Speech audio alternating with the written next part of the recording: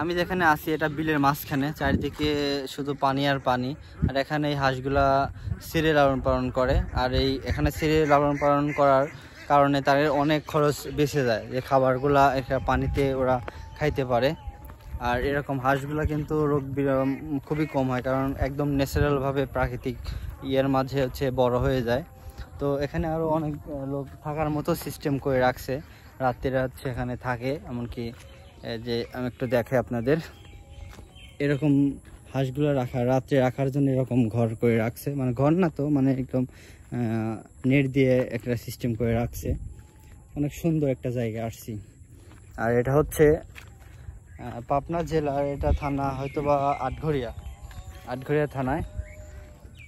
এটার বিলের এই সামনে হচ্ছে ধানিকাটা। আর এই জায়গার মূলত এই জায়গার নাম কি আমি শিওর বলতে পারলাম না।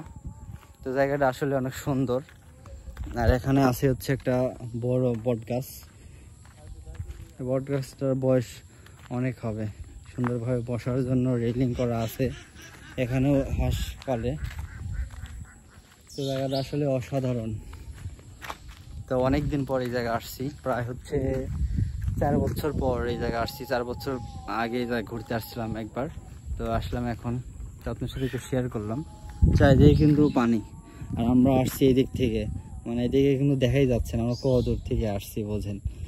ওই সামনে হয়তো ক্যামেরা দেখা যাচ্ছে কিনা, মানে মেঘে মানে ঢেকে গেছে, মেঘ না কুয়াশা, যাই হোক। এখানে তো বিলের মাঝখানে।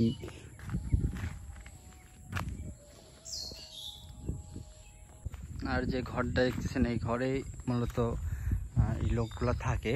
থাকার পর এখানে হাঁসগুলো রাখে, এবং রাইটিংয়ের ব্যবস্থাও আছে সামনে, দেখেন রাইটিংয়ের ব্যবস্থাও আছে। তো ওরা মনে হয় এই সিজনটা এখানেই থাকবে, মানে পানির যে সিজনটা। তো এরকমভাবে আটকা রাখছে, নাহলে ঘরের ভিতর করে দেখাতে পারতাম। ঘর একদম আটকানো।